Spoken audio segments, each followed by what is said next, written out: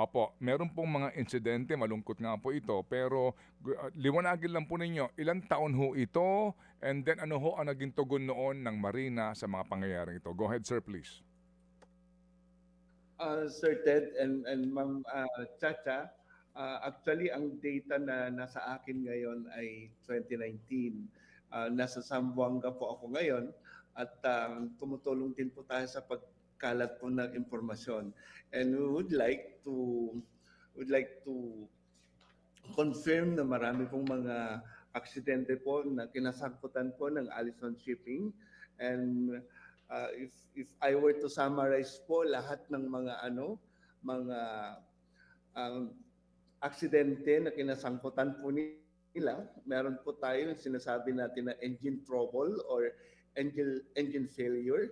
Meron po yung allision, meron yung collision, meron po yung ramming, meron po yung grounding, may steering failure, meron din po yung hydraulic malfunction, meron po natin sinasabi na near miss or yung tilting, man overboard, fire on board, at yung pinakahuli po, meron po tayong yung sinking po. So in summary, ito po yung mga kinasangkutan po na insidente ang mga barko po ng Allison Shipping. Oo. Direktor, yan po ba mga nabanggit ninyo, are those minor or major po na klase po ng kumbaga insidente na kinasangkutan nila? At kung ganun kadami, bakit po hanggang ngayon operational pa rin sila? Ano po kasi well sa akin anything po na insidente sa barko that should be seriously taken into consideration.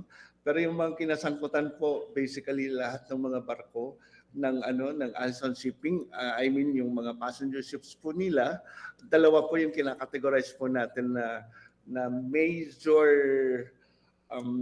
may term po tayo dito sa sa IMO. Very serious po ang categorization po ng casualty investigation po under the International Maritime Organization. Kasi pag may namatay, automatically po considered na po na very serious na po at major po yung insidente po na yon.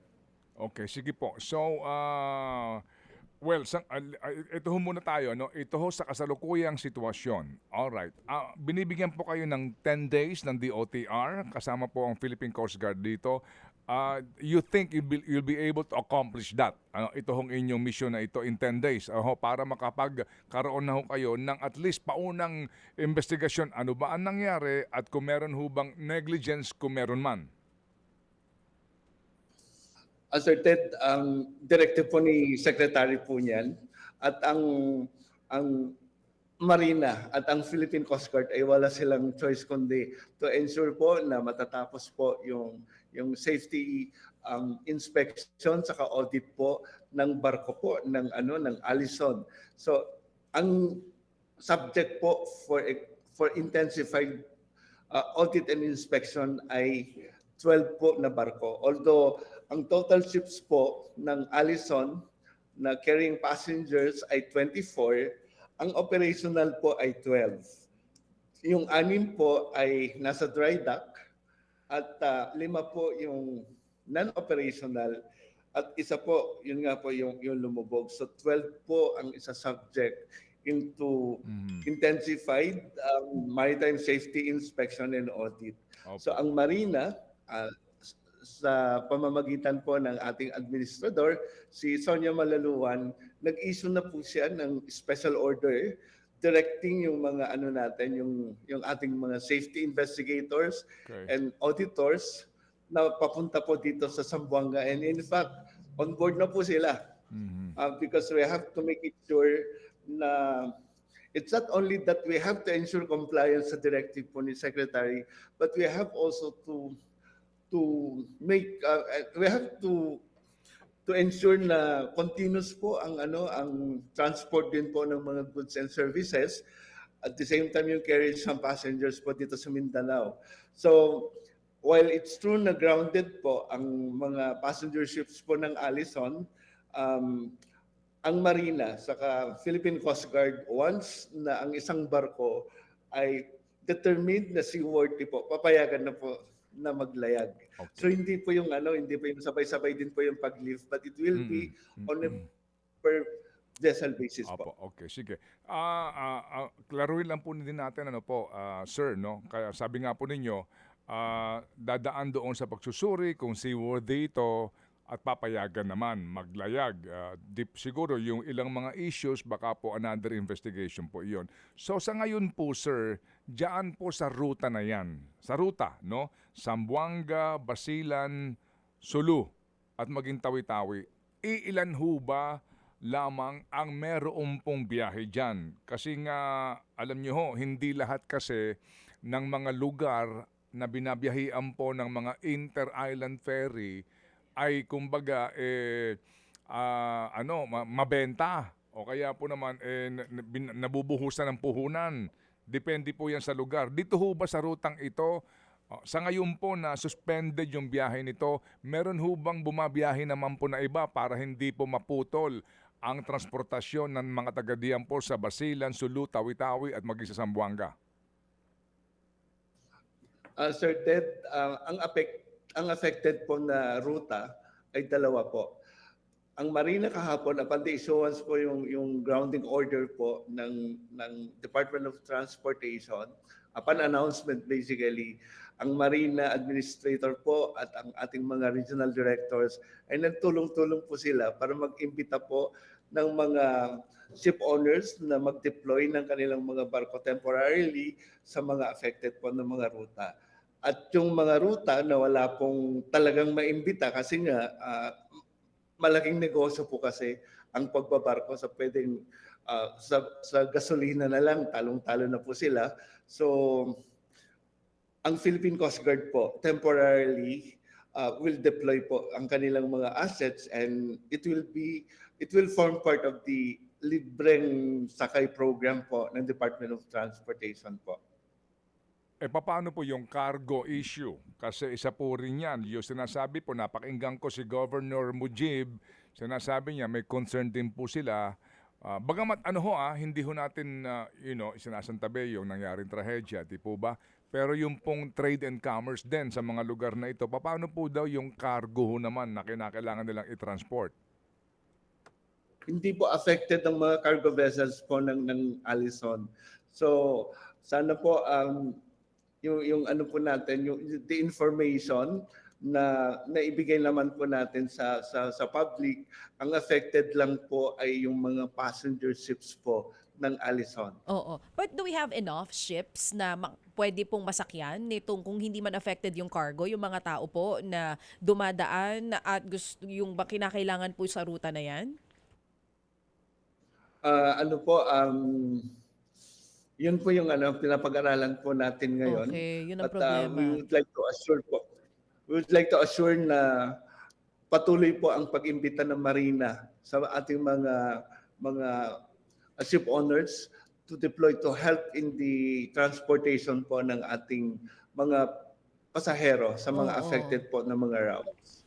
Oo. So kayo po yung makikipag-ugnayan sa iba-ibang mga shipping companies kung po pwede makapag-deploy muna para may masakyan po yung ating mga pasahero kung walang problema doon sa cargo side.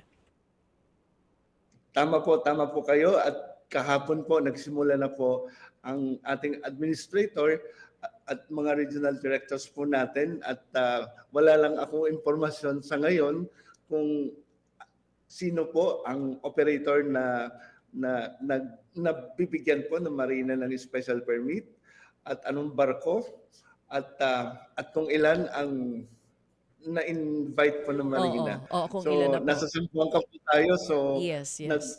tumutulong din po tayo sa ating regional office here. Pero ngayon po ba may ruta pa? Meron pa bang ibang nagki-cater for passengers aside from Allison? At ilan po kung meron man? Meron po, kaso hindi ko lang hawak yung data ngayon. Oo. May mga ruta na multiple po yung mga operators. So, Okay. ang gagawin po ng Marina, ililist po natin yung i-relax po natin yung frequency, yung i-relax natin yung sailing schedule Oo. para kung matapos na po yung nakarating na po yung barko, Oo. hindi na po niya antayin yung talagang nasa CPC na schedule. Pwede na po siyang bumalik. Oo. Opo, Director, last na lang po, Direk Louie, may sinasabi po si DOTR Secretary Giovanni Lopez. Sinasabi niya, kung may mananagot man at nagkaroon ng pagkukulang ang ship owners, meron din daw pong mananagot sa gobyerno kung sakali man nagkaroon ng pagkukulang. Sa inyo pong side dyan sa Marina, para po ba sa inyo, nagkaroon po ba ng pagkukulang sa monitoring dito po sa nangyaring insidente? Ma'am DJ, Ma'am Chacha, personally sa akin, we need to undertake a serious investigation Opo. kung saan po ba talaga, ano ba talaga yung root cause ng insidente na to. Opo. At kung mapapatunayan po natin na may kinalaman po ng ating mga inspectors, mga auditors, mga nagmo-monitor po ng mga mga barko, hindi po our administrator has assured na kakasuhan po Okay, opo. ng Sige. mga kung may sakaling meron po. And that will be the ano nga po no, that is the purpose nga of the investigation, and we respect na sa ngayon po yaan nga ang inyong aalamin. So, Sir Louie, nakakasiguro ho naman na ang mga pasahero ay may insurance kasi meron silang mga ticket, nagbayad po yan ng kanila pong pamasahe, may corresponding insurance sila. Meron po. So under sa Marina Circular po 2016-01, lahat po ng survivors po dito sa incident na to ay entitled po sila ng 50,000 pesos. At ito ay obligasyon po ng ship owner.